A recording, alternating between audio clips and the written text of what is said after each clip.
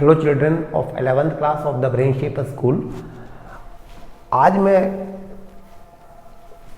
Collision का एक बहुत अच्छा क्वेश्चन लेता हूँ। वो इन इलास्टिक कोलिजन का है और वो बड़ा कॉमन कोलिजन है।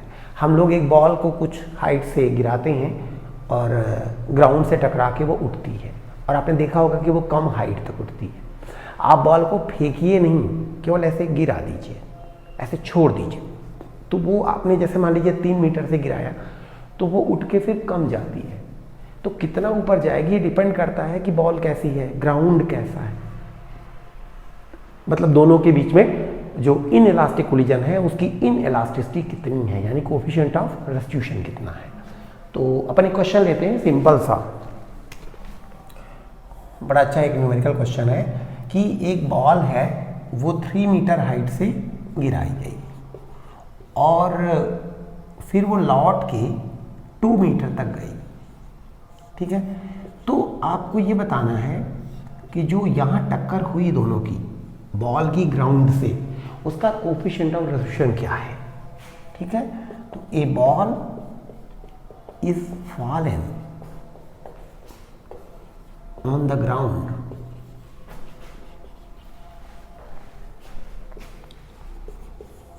from 3 meter height.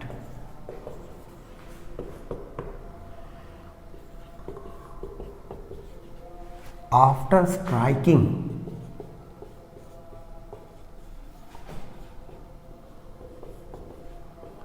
with the ground, it rises to 2 meter height. Calculate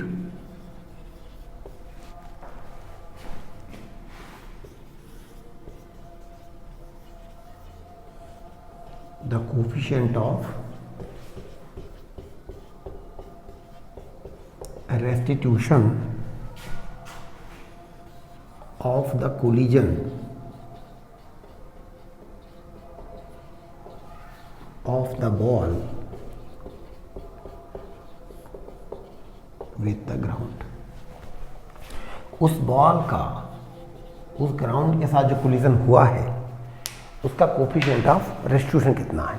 ball is fallen on the ground. अच्छा, कोएफिशिएंट रेस्टिट्यूशन अगर 1 हो, यानी इलास्टिक कोलिजन हो, तब तो जान लीजिए कि बॉल वापस 3 मीटर तक ही जाएगी। तो ball is fallen on the ground from 3 metre height.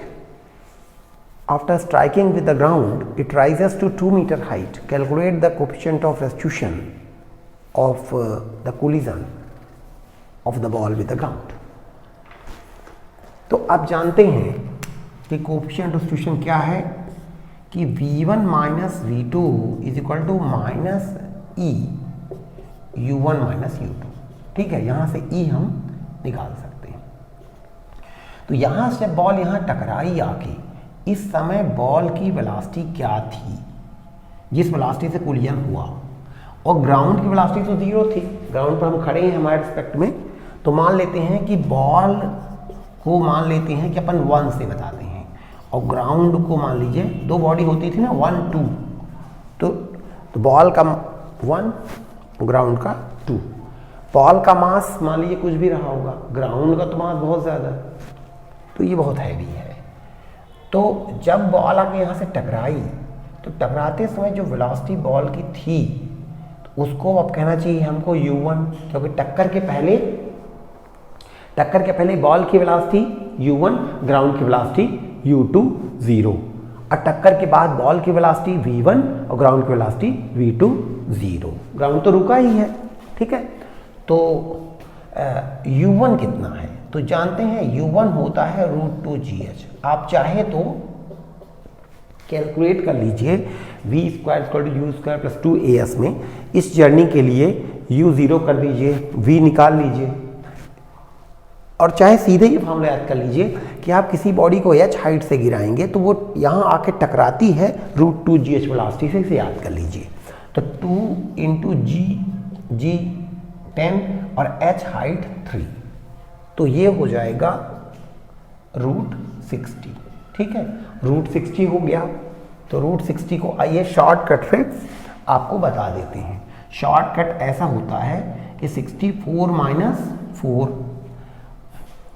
64 का हम रूट जानते हैं, तो 64 का रूट 8 माइनस 4 अपॉन इसका डबल यानी 16, यानी 8 माइनस 1 अपॉन 4 यानी 7.75।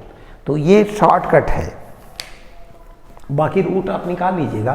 तो ये रूट जो है लगभग हो गया 7.75 मीटर पर सेकंड से ये टकराएगी।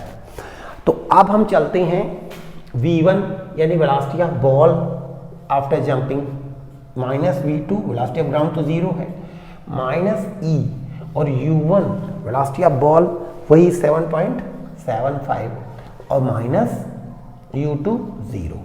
तो ये क्या हो गया, v1 आ गया माइनस 7.75 e। ठीक है, इस वेलोसिटी से बॉल जंप करके ऊपर को आएगी। ठीक है, इतनी वेलोसिटी से बॉल जंप करेगी।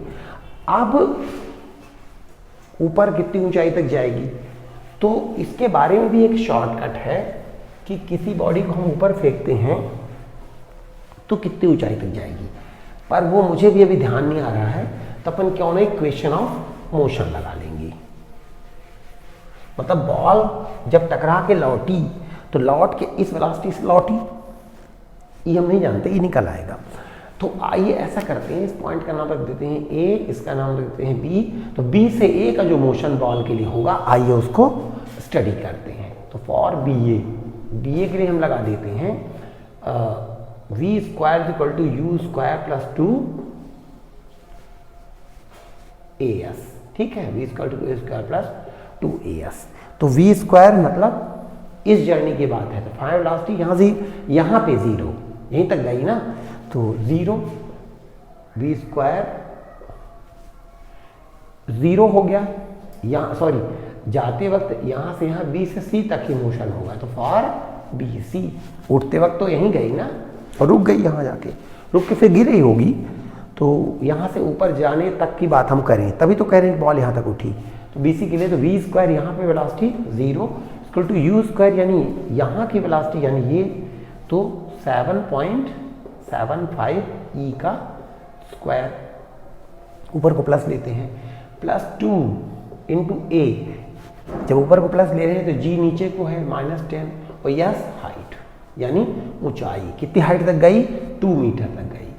तो ये आ गया, तो ये आ गया 40, इधर जाके 40 हो जाएगा। तो 40 is equal to 7.75 e square. तो ये देखिए ई स्क्वायर आ गया 40 अपान 7.75 का स्क्वायर, और 7.75 का स्क्वायर हो गया 60। तो ई स्क्वायर आ गया कितना, 40 अपान 60, यानी कितना आ गया 4 अपान 6 यानी 2 अपान 3 यानी 0.66। तो ई आ जाएगा अंडर रूट ऑफ 0.66। यही आपका आंसर आ गया। तो ये कोफिशिएंट ऑफ रेस्टिट्यूशन आ गया, अंडर रूट 0.66 निकाल लीजिएगा। ठीक है,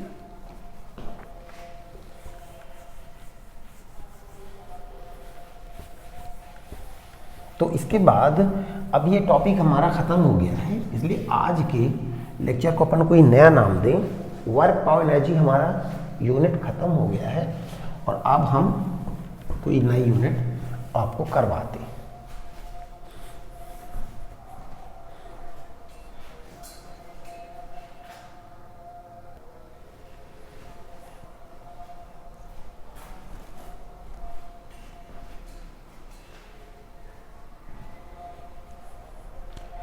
तो ये जो यूनिट है वो है motion of system of particles and rigid body.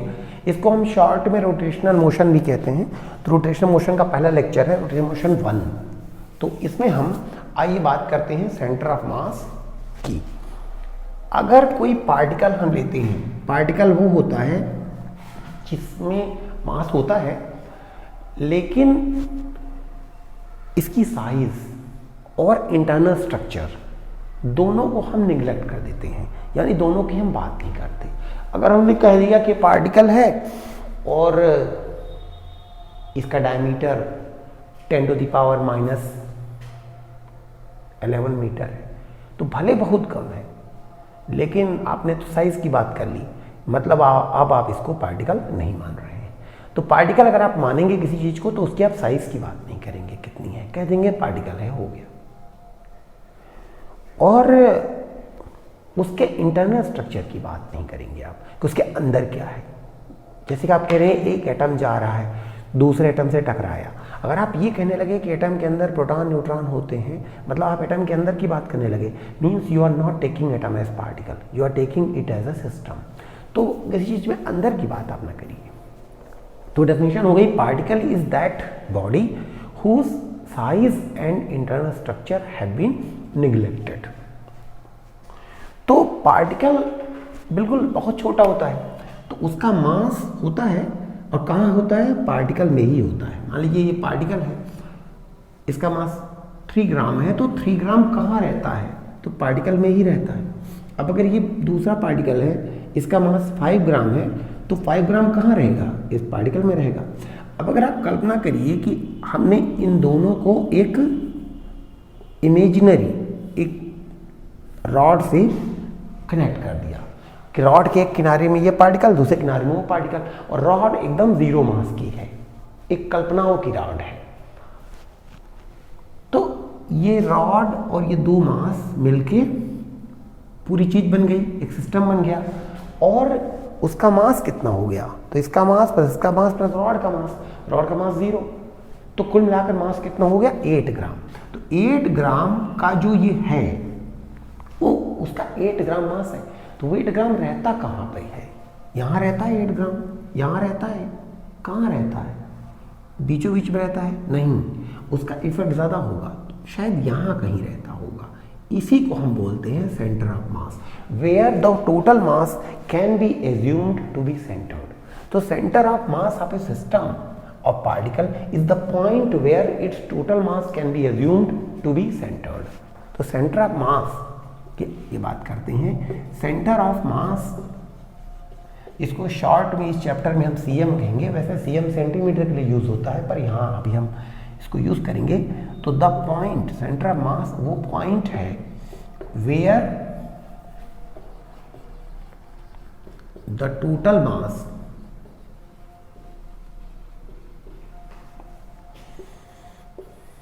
Can be assumed to be centred, जहां पे अपन मान सकते हैं कि मास उसका है। तो कैसे निकालेंगे, तो इसका एक सीधा आइडिया दे दिया गया है, उसके डेरिवेशन की जरूरत नहीं है। वो ये है कि अगर ये एक्स एक्सिस है और ये वाई एक्सिस है और ये 2 पार्टिकल हैं, उनके मासेस है m1 m2, तो उनका सेंटर ऑफ मास जो होगा उनको मिलाने वाली लाइन पे कहीं होगा, और ये ओरिजिन है। तो ओरिजिन से पहले पार्टिकल की पोजीशन है r1 वेक्टर, दूसरे की पोजीशन है r2 वेक्टर, और सेंटर ऑफ मास की पोजीशन है कैपिटल R छोटा सा cm वेक्टर। तो r1 वेक्टर क्या है, position of m1, r2 vector क्या है, पोजीशन ऑफ m2, और कैपिटल R cm वेक्टर क्या है, position of centre of mass of the system formed by the masses m1 and m2। तो वो सीधे उसका फार्मूला दिया गया है, क्योंकि मासेस पे डिपेंड करता है। तो वो ये है कि पहले पार्टिकल का मास इनटू उसका पोजीशन वेक्टर प्लस दूसरे पार्टिकल का मास इनटू उसका पोजीशन वेक्टर, तो आ जाएगा पूरे सिस्टम का मास और उसका पोजीशन वेक्टर। तो इससे सेंटर ऑफ मास का पोजीशन वेक्टर आ जाएगा m1r1 vector plus m2r2 vector upon m1 plus m2। तो इस फार्मूले से हम लोग सेंटर ऑफ मास को निकाल सकते हैं। तो सेंटर ऑफ मास एक पॉइंट है, और कोई कहे सेंटर ऑफ मास का मास क्या है, जो पूरा मास है सेंटर ऑफ मास का, क्योंकि पूरा मास m1 प्लस m2 यही तो रहता है। तो ये फार्मूला हम लोग दे देते हैं। इसी स्टाइल में हम लोग वेलोसिटी का, एक्सेलरेशन का, सभी का फार्मूला बना सकते हैं। इसको डिफरेंशिएट कर देना, differentiate of this this this, तो क्या होगा विद रिस्पेक्ट टू टाइम, तो velocity of centre of mass is equal to पहला मास उसकी वेलोसिटी प्लस दूसरा मास उसकी वेलोसिटी अपान m1 प्लस m2। एक्सेलरेशन की बात करें, सेंटर ऑफ मास का एक्सेलरेशन इक्वल टू पहला मास उसका एक्सेलरेशन दूसरा मास उसका एक्सेलरेशन अपान m1 प्लस m2। तो इससे मान लीजिए कि जैसे एक पार्टिकल है, इसका मास मान लीजिए 3 ग्राम, इसका 8 ग्राम। अब ये इधर भगा जा रहा है, ये इधर भगा जा रहा है, तो जब ये यहाँ था तो इनका सेंटर ऑफ मास कहीं यहाँ था, और जब ये यहाँ पहुँच गया और ये यहाँ पहुँच गया तो अब इनका सेंटर ऑफ मास कहीं यहाँ होगा, तो सेंटर ऑफ मास भी तो चला गया।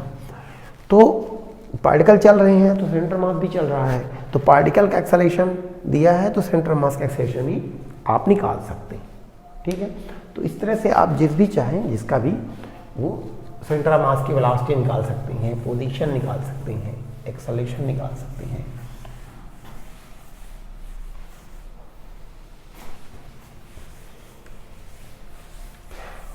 अब बड़ी बड़ी बॉडीज के लिए भी फार्मूला लग जाता है, पर बड़ी बड़ी बॉडी के अपने सेंटर ऑफ मास होते हैं जो कि उसके पार्टिकल के द्वारा निकाले जाते हैं। तो आइए देखें centre of mass of some regular shaped bodies.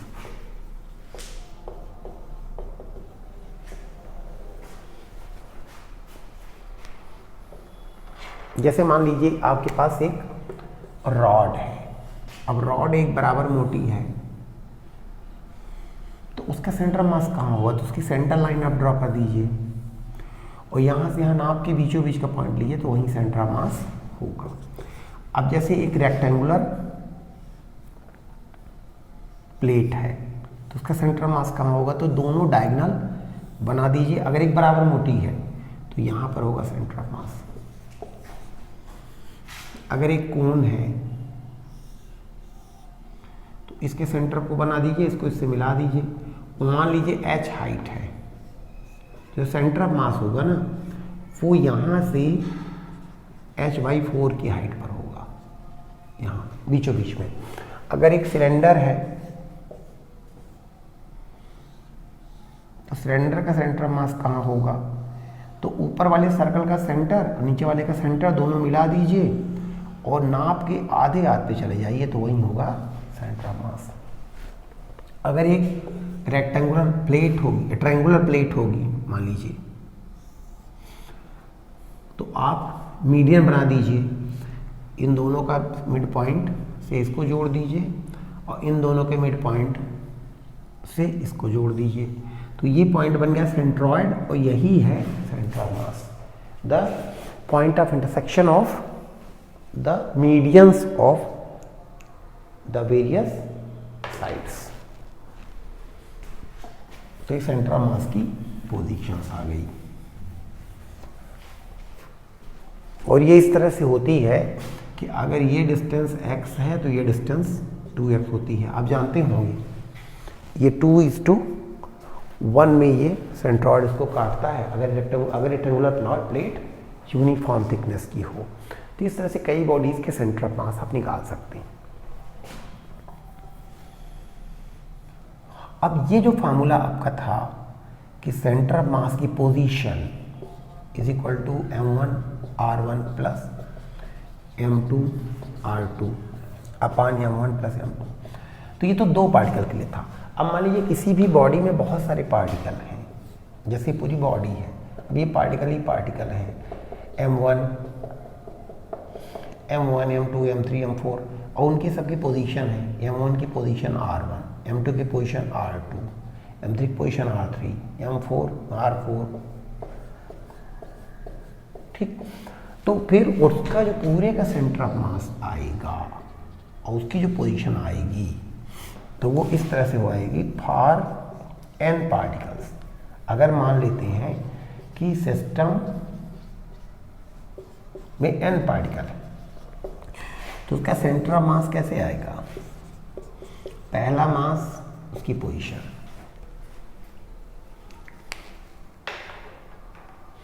तो यहाँ पर एक M2R2 प्लस M3R3। तो आज ये है आज का प्रारंभ क्वेश्चन कि आज मैंने आपको कितने न्यूमेरिकल क्वेश्चन करवाई। पहला ऑप्शन है 1 न्यूमेरिकल, दूसरा है 2 न्यूमेरिकल क्वेश्चन, तीसरा 3 और चौथा 4। इसको आप आंसर कर दीजिएगा। तो M3R3 प्लस ऐसे होता जाएगा प्लस MnRn और upon M1 plus M2 plus M3 plus M4 up to Mn। ठीक है, तो इससे आप किसी भी सिस्टम का निकाल सकते हैं सेंटर ऑफ किसी भी बॉडी का, बड़ी बॉडी का जिसमें कितने भी पार्टिकल हैं, आप उसका सेंटर ऑफ मास निकाल सकते हैं।